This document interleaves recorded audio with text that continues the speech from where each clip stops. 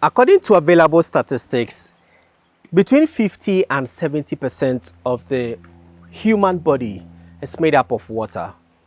20% of that is from the food we eat, be it the vegetables, fruits, and other types of food. Today on Food Chain, we want to understand the relationship between water and crop production. We'll be speaking to agricultural experts, industry players, and the farmers themselves to understand how critical water is to their crops and the yield they expect at the end of the day. My name is Prince Apia. Stay with us.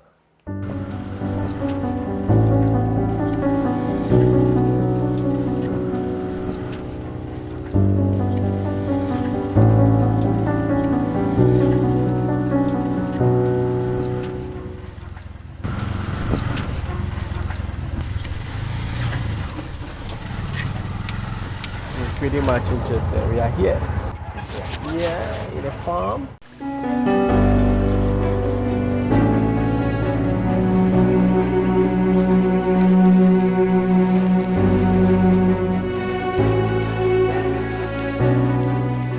This is 61-year-old Nana Poku, a farmer in the Goso community of the Ahafo region. He cultivates maize and cocoa in addition to his 11-acre plantain farm. Cocoa crade, cocoa bear 50 acres. The Nifa was a moon bench and a sensunkra. Michelle Kuyayas, dear. Michelle say 1977. Na Michelle Kuyayasi. Do you know, Cassay, board dear ni cocoa dear? And one who had one a me. To see a 4 million year 4 made done last year, 2020. 2020, before I'm doing this, I no gentleman no cassing. A falling in 8 acres. Yes, I'm a gentleman no cassing. The board dear, na media and the cuckoo, I see him. Last year, his 8-acre maize farm did not do well because the rains failed to come as expected. Seminia and Sua can say, let me say, Sua Matuno, Manas can yet. Until a bra medria, medria bro 8 acres. Near me far bad day. Edriaye, line and pegging, na mesa man fertilizer, man ammonia, do several no pesa pen in Sunujaito. Due to this experience, Nana Poku did not cultivate maize this year. He invested in his plantain production with the hope of raking in enough yields, but the rains are failing him again. A 4 acres, no, a bramian muye almost 15 bucks. A brona ye. Mese dua se kan wan se kan kwada mentwa bro no bi kura mentwa bi kura se be hwese e ka be boy ama fi kura ma paba ti me pese bro no kura mese dua fi we na me kuta 10,000 ni nyina be hura fo no so am ansa ma te se body yi minim taba body be hane yes kan be pia ba 15 bucks na nya yi ka se ka minya 100 bucks se me se taye bro no se nsuo no boa me a se ka minya bro no 100 bucks so o hwe bro hu na na gu ho no me tractor firi hidiem na be hwane e bro no na me ko ma ntimi hwane me tractor firi hidie be hwane bro no ma me to 2 years.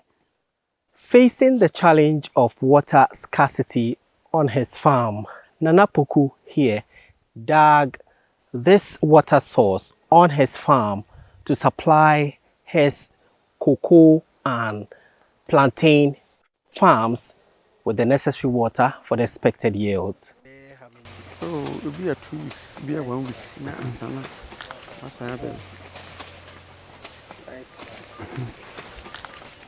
Another crop that requires a lot of water to do well is rice.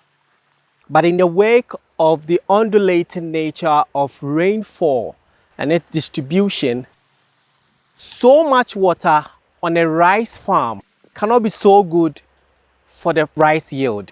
And so it is very important that the farmer and other supporting staff manage the kind of water that comes onto the field during production.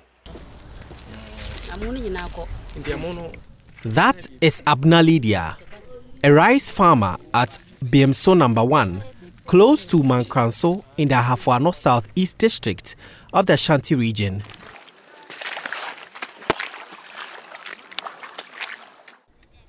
She holds her waist in utter dismay and disappointment, perhaps thinking of how to get back on her feet after floods destroyed her yields.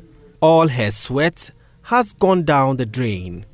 Efi me do mo no. Ye fa pa fo mo try. Na do se fo sa ko try. To mo try no. Ana ye ko da de che na sin de ye ko pake. Da dan kwan so no to ya ma de che. Ti ye ko me ko fo mo se me ko pake mo me ko na so na yiri. Me hen so ni sa mo no so dan so ne ko me hu de me mo ho. Ti me di ayi sim se. Me se sa mo ko me sim kwa na so ne da me ha. Enti me sisa ya bet be nim ha ko kakra kra. Ti me hwe mo na mo no dan so ne de ko se ya sa da me ni ko fi. Ti mo no de me de ma anya ba kokra po se ya fa nko fi. Kan yen so na fire e fra se kwampo menya 34 bars. E fi mo no gina ya pa anti na me no se de be ya bia. Be sa anya nsa. So ma anya ba kokra ana anya me nko asoso ya hofo bebre sa. Bi de kwampo no nso no fa na te kata mo no.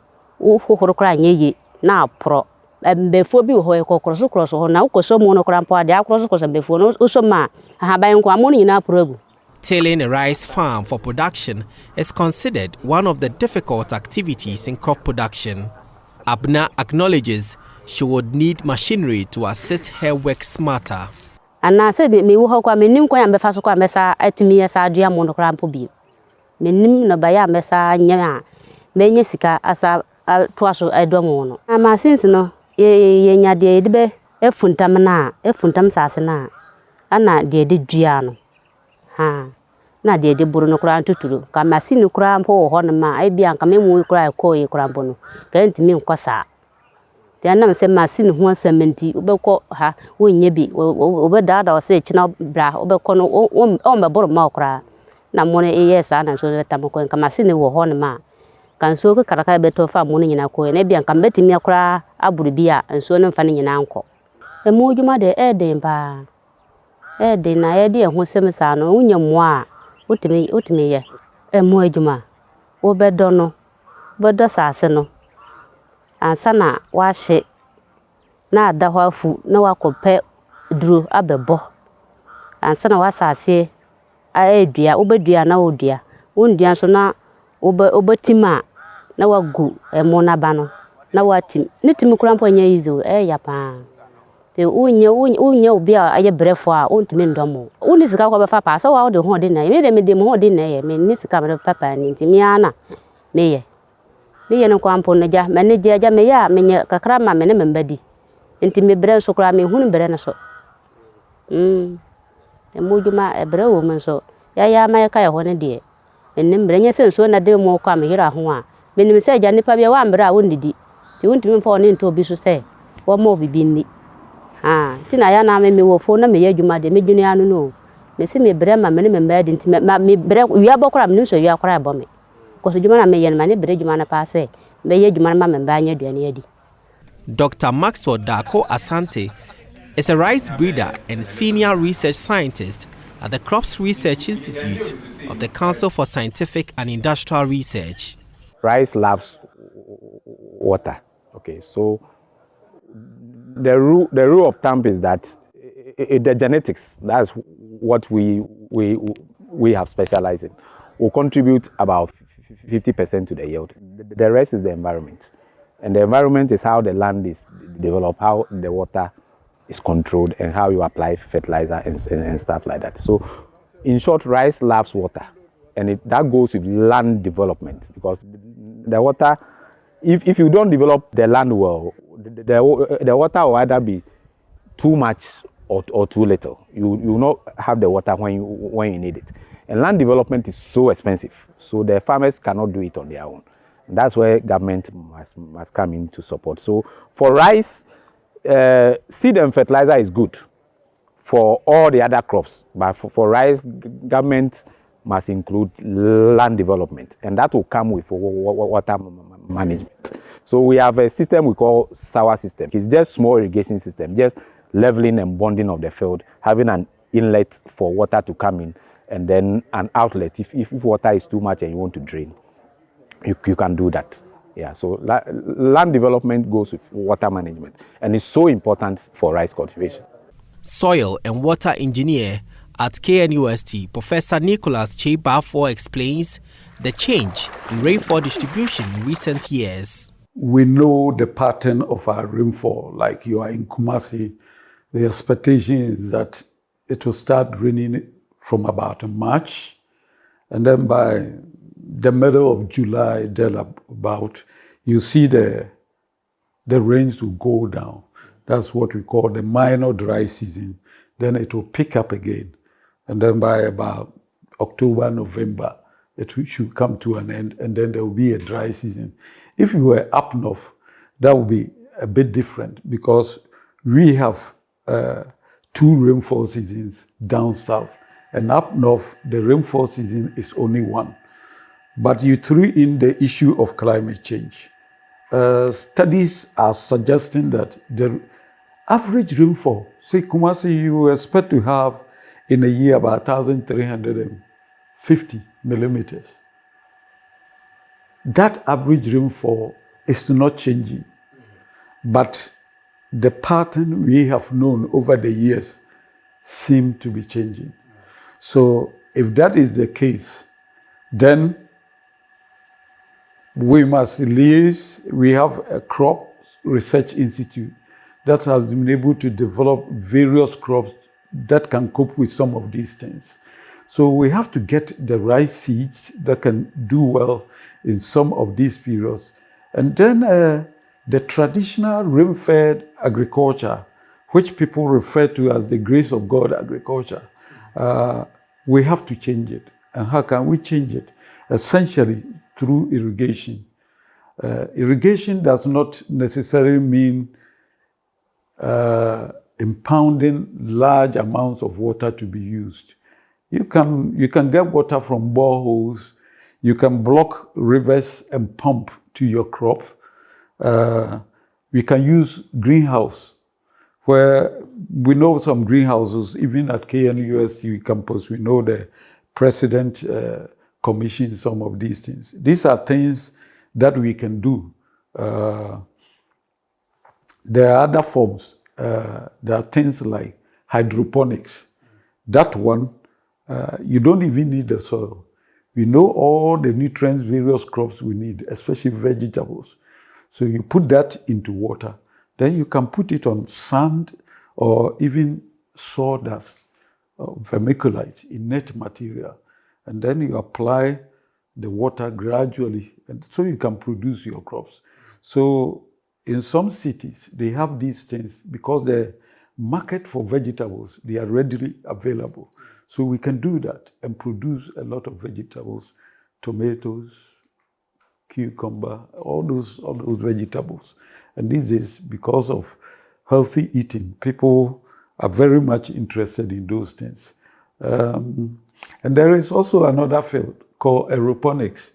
So there, you grow the plant like yams and others, then you apply intermittent water as an aerosol spray to the root system from time to time. And I know we did some work with some lady at the Crops Research Institute.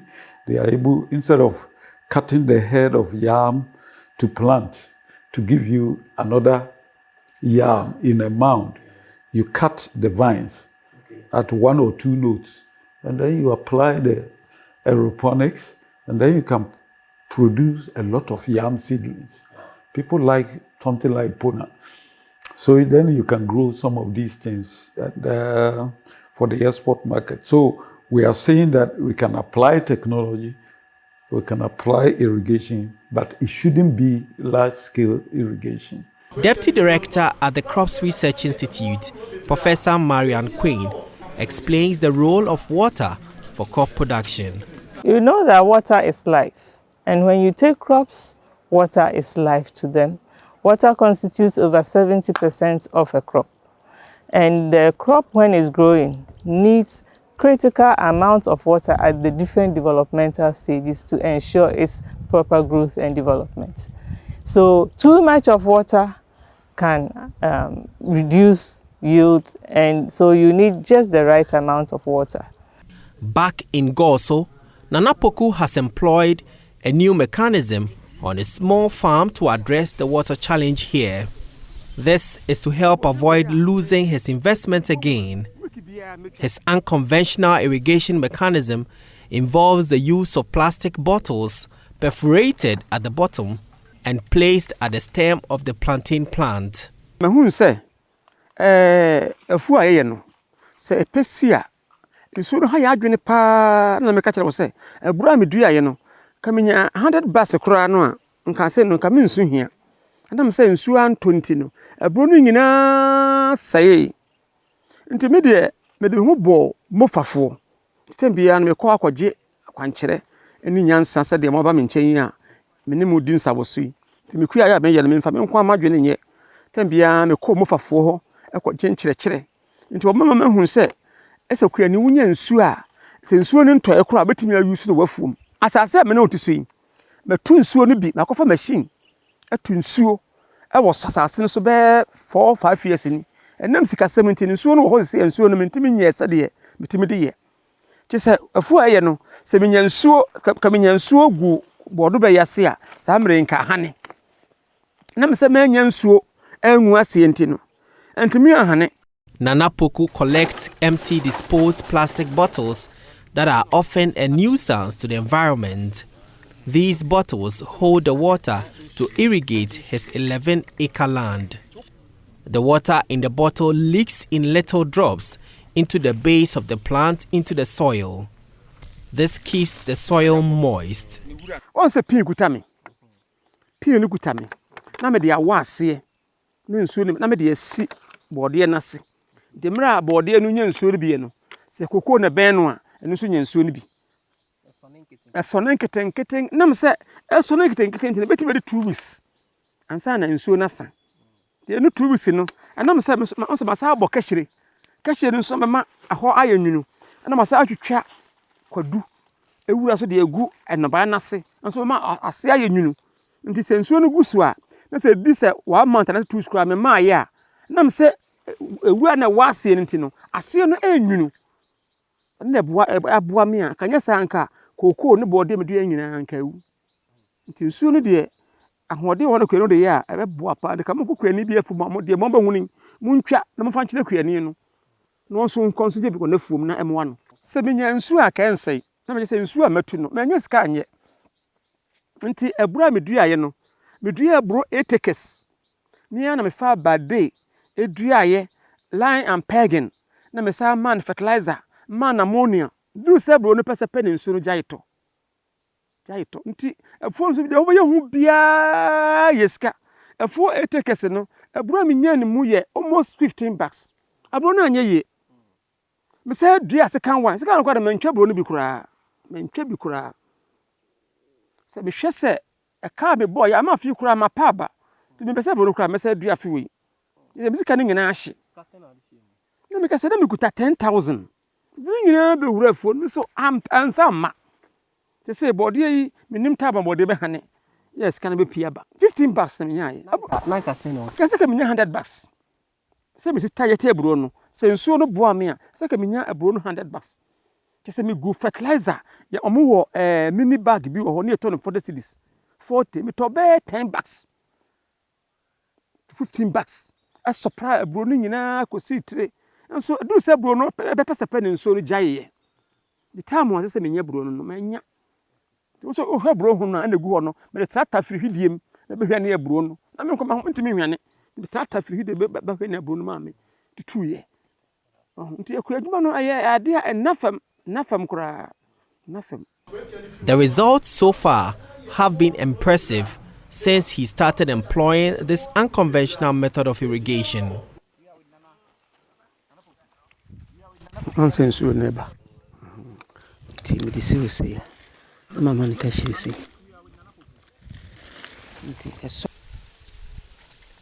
Soil and water engineer Professor Nicholas Chebalfour suggests other easy-to-use innovations to address the water challenge. If you have a lot of water coming to your field, you can create a ridge.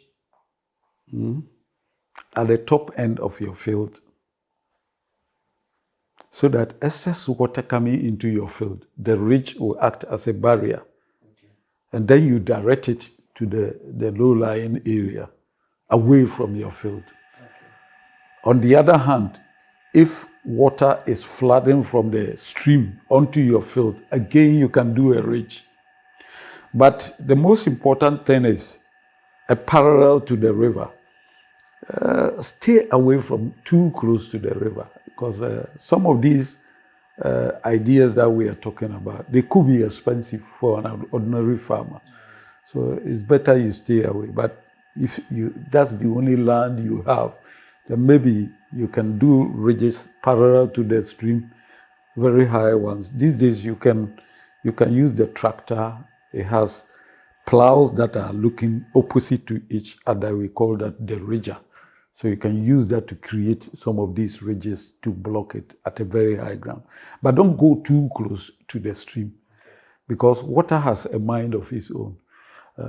If you build in a water area, you think you have a wall and those things. Once the level rises, it will to push everything away. You happen to find yourself in such an area where there is a national irrigation project, and you want to be part of it, you can go and talk to them. But if you don't have it, and you are a farmer, there's a stream. You can also use boreholes. You can use open wells. And we've talked about, there are also technologies that allow you the water to stay in the ground for longer. Mulching.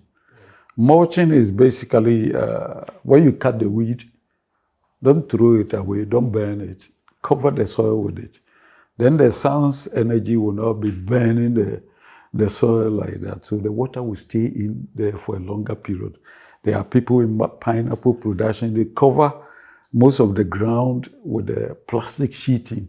And then the point where the plant is grown is perforated to allow it to grow. And then that will keep the water there for a while.